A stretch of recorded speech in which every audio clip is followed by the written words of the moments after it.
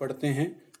जब क्या किया था, परशुराम ने कहा था कि क्या तुझे सारे धनुष संसार के शिव के धनुष के समान दिखाई देते हैं? तो लक्ष्मण उनका जवाब देते हुए कहते हैं, दूसरे पैरे में देखिए, लखन लक्ष्मण ने कहा कहा हंसी हंस कर के हमरे जाना हमने समझा। कि लक्ष्मण ने हंस कर के कहा कि हमने समझा। सुनो देव, हे भगवान सुनो, सब धनुष समाना, कि सब धनुष समान जाने। अरे भाई, हम तो क्षत्रिय हैं, हमारे लिए कौन धनुष बड़ा और कौन सा धनुष छोटा, हम तो सभी को समान रूप से यूज करते हैं। होंगे कोई छोटे बड़े, वो आपके लिए होंगे।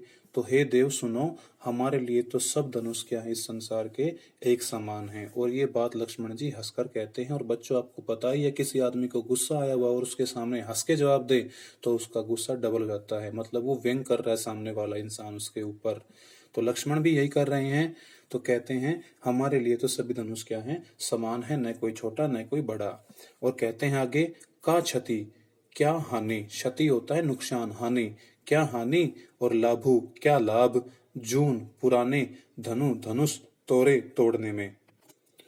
तो लक्ष्मण जी कहते हैं कि पुराने धनुष को तोड़ने में ना तो कोई लाभ होता है ना कोई हानि होती है, क्योंकि पुरानी चीज थी, टूट गई तो टूट गई। और देखा राम नैन के भोरे, और देखा था राम ने इसे नयन नए के भोरे भ्रम में, कि राम ने तो इसको नए के भ्रम में देखा था।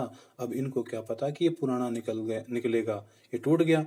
तो देखा राम नैन के भोरे, छुअत टूट छूते ही टूट गया, रघुपति ने दोषु, इसमें राम का कोई दोष नहीं है।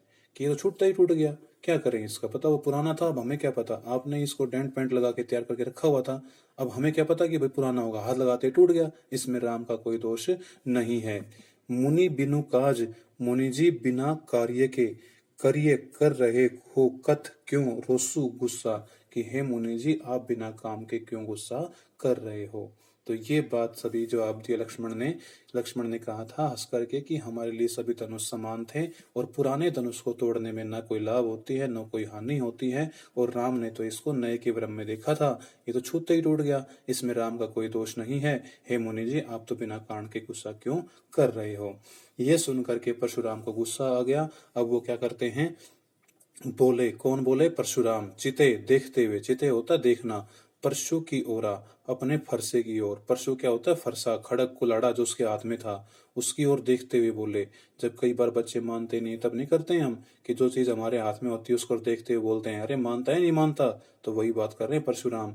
बोले, चिते परशु की ओरा, वे बोले फरसे की ओर देखते हुए, रे सठ, रे मूर्ख, सठ क्या होता है, मूर्ख, रे मूर्ख, सुना ही सुना नहीं, स्वभाव मोरा, मेरे स्वभाव के बारे में सुना नहीं, कि रे मूर्ख, तूने आज तक मेरे स्वभाव के बारे में सुना नहीं कि मैं कैसा इंसान हूँ। बालकू बोली, बच्चा बोल रहा है, बधो नहीं तो ही, वध नहीं किया तेरा, वध होता है मार देना, कि मैंने तेरे को अब तक इस केवल इस कारण नहीं मारा कि बच्चा बोल रहा है, वरना मैं इतना इंतजार नहीं करता, मैं तुरंत मार डालता हूँ। तो बालकू बोली, बच्चा बोल रहा है, बधो नहीं तो ही, इस कारण मैंने तेरा वध नहीं किया, लेकिन मैंने तेरे को छोड़ दिया इसलिए, केवल मुनि जड़, केवल मुनि मूर्ख, जान ही मोही, जान मत मुझको, कि मैंने तेरे को छोड़ दिया, नहीं मारा, इस कारण मुझे निरा मुनि भी मत समझ कि मूर्ख मुनि है।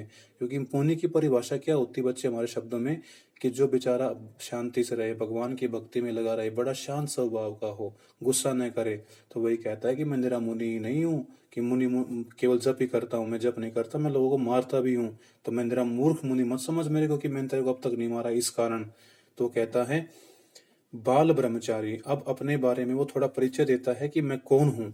कौन, परशुराम बताता है कि बाल ब्रह्मचारी, मैं बचपन से ही ब्रह्मचर्य व्रत का पालन करने वाला हूँ। ब्रह्मचर्य व्रत होता है बेटा जो बच्चा, जो इंसान अपने नियमों पे जिए, जो अपने जीवन को पूरे नियम से बिताए।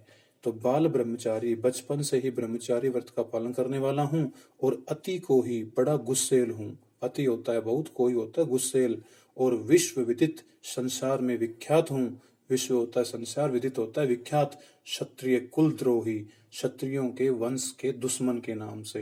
मैंने पहले ही बताया था बेटा कि परशुराम जो है वो अपने आप में किसके नाम से विख्यात थे, क्षत्रियों के दुश्मन के नाम से। तो वो यही बात कह रहा है कि मैं इस संसार में विख्यात हूँ, किसके नाम से, क्षत्रियों के दुश्मन, कुल के दुश्मन के नाम से विख्यात हूँ। भुज बल, भुजाओं के बल पर भूमि धरती को, भूप राजा, बिनु बिना कीनी किया कि मैंने अपनी भुजाओं के दम पर इस धरती को राजाओं के बिना कर दिया। भूप होता है राजा। मैंने बताई थी स्टोरी आपको कि परशुराम ने गुस्से में आकर के सभी क्षत्रियों को मार दिया था, सभी राजाओं को मार दिया था। तो वही बात कह रहा है कि मैंने अपनी भुजाओं के दम पर पूरी धरती को राजाओं से विहीन कर दिया, और विपुल बार, एक बार नहीं किया मैंने ऐसे, कितनी बार किया, बहुत बार। महिदेवन दीनी, महिदेवों को वो धरती दे दी, दीनी दे दिया। महिदेव क्या होता है? मही होता है धरती और देव होता है देवता, धरती का देवता अर्थात ब्राह्मण। तो ये शब्द जो है बच्चों वो ब्राह्मण का पर्यायवाची है कि मैंने बहुत बार अपनी भुजाओं के दम पर इस धरती को राजाओं से विहीन कर दिया, और जब वो धरती खाली हो गई राजाओं से तो वो किसको दान में दे दी? गिफ्ट कर दी मैंने धरती की धरती पूरी, किसको? ब्राह्मणों को। तो महिदेव होता है ब्राह्मण। सहस बाहु भुज, सहस्त्र बाहु की भुजाओं को छेद निहारा, काटने वाले, छिन्न भिन्न करने वाले। सहस्त्र बाहु का नाम पहले भी आ चुका है, मैंने बताया था, क्षत्रिय था, राजा था, जिसको मारा था परशुराम ने। तो सहस्त्र बाहु की भुजाओं को काटने वाले परशु, फरसे को, बिलोकु देखो, महिप कुमारा, राजा के बेटे। कि राजा के बेटे देख, ये वही फरसा है जिसने किसको काटा था? सहस्त्र बाहु की भुजाओं को काटा था। मतलब बच्चों यहाँ पर परशुराम उसको खड़ग दिखा करके डराना चाह रहा है, किसको? परशुराम को। और आगे कहता है परशुराम, मातु पितहि, माता पिता को जनी क्यों सोच वश, चिंता के वश करसी करता है महिष किशोर, राजा के बेटे। महिष होता है राजा, महिष भी राजा, महिप भी राजा, भूप भी क्या होता है? राजा। तो ये सभी राजा के पर्यायवाची हैं। तो कहता है यहाँ परशुराम कि क्यों बेवजह ज्यादा बोल बोल करके राजा के बेटे अपने माता पिता को चिंता में डाल रहा है, क्योंकि तू तो जानता नहीं मैं कौन हूँ, तेरे माता पिता जानते मैं कौन हूँ। मैं हूँ परशुराम, जो मार डालता है तुरंत क्षत्रियों को। इस कारण तुझे तो बोलने कोई होश है नहीं, लेकिन तेरा माँ बाप सब जानते हैं तो उनको चिंता होगी, जिस कारण तू इतना ज्यादा बोल रहा है। तो इतना ज्यादा मत बोल, बेवजह अपने माता पिता को चिंता में मत डाल, सोच में मत डाल। तो तू तो मेरे सामने खड़ा हुआ है, मैं तो बड़ा निर्दयी व्यक्ति हूँ। मैंने क्या किया है? गर्भन, गर्भ के, गर्भ में अब रख कच्चे बच्चों को दलन मारा है, कि जो माँ के पेट में पलते हैं ना, गर्भ के अंदर, उन कच्चे बच्चों को भी मैंने मार दिया है। परशु, ये फरसा मोर मेरा अति घोर, बड़ा भयंकर है कि इस फरसे ने तो पेट में पल रहे बच्चों को भी नहीं छोड़ा। तो मेरे सामने खड़ा है, तुरंत तुझे तो मैं अभी तुरंत काट डालूंगा। तो बच्चों ये था इस दोहे का भाव। ये हमारी चौपाई है जो बड़ी है, ये हमारा दोहा है। तो एक बार फिर बता दूं, उसने कहा था कि क्यों ज्यादा बोल करके अपने माता पिता को सोच के बस कर रहा है राजा के बेटे, मेरे खड़ग बड़ा भयंकर है जिसने गर्भ में पल रहे बच्चों को भी मार डाला है, तो तुझ पर तो ये बिल्कुल भी रहम नहीं करेगा। एक बार ऊपर से फिर देख लें इसका भाव।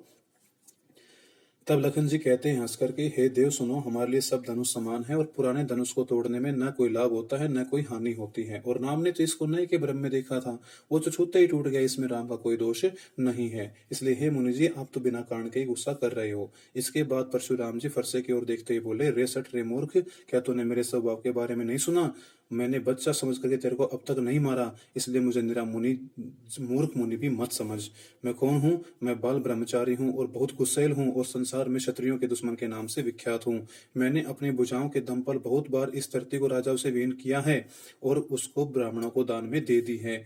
सहस्त्र बाहु की भुजाओं को काटने वाले इस फरसे को देख, राजा के बेटे, क्यों बेवजह ज्यादा बोल करके अपने माता पिता को सोच के बस में कर रहा है? राजा के बेटे, मेरा ये खड़ग बड़ा भयंकर है, परशु मोर अति घोर, मेरा ये फरसा बड़ा घोर भयंकर है, जो गर्भ में पल रहे बच्चों को भी मार डालता है। गर्भ में पल रहे बच्चों को मारने से मतलब बेटा ये है कि जब इसने पूरी पृथ्वी को राजाओं से विहीन किया था तो क्या हुआ था, जब राजा मर जाया करते थे तो उनकी जो पत्नियां गर्भवती होती थी तो वो विलाप करती थी, तो कहते हैं उनका गर्भ भी ठहरता नहीं था, वो भी गिर जाया करता, जिस कारण इनको इसने ये उदाहरण दिया कि मैं उन बच्चों को भी मार देता था। मतलब ये प्रत्यक्ष रूप से नहीं मारता था, उनकी माताएं जो विलाप करती थी, जिनके जो बच्चे गर्भ में पल रहे होते थे, तो विलाप करने के कारण, दुख के कारण उनका गर्भ क्या होता है बेटा, गिर जाया करता था। इसी कारण इसने कहा कि मैं तो, मेरा ये फरसा तो किसको तक को मार डाला, गर्भ में पल रहे बच्चों तक को मार डाला।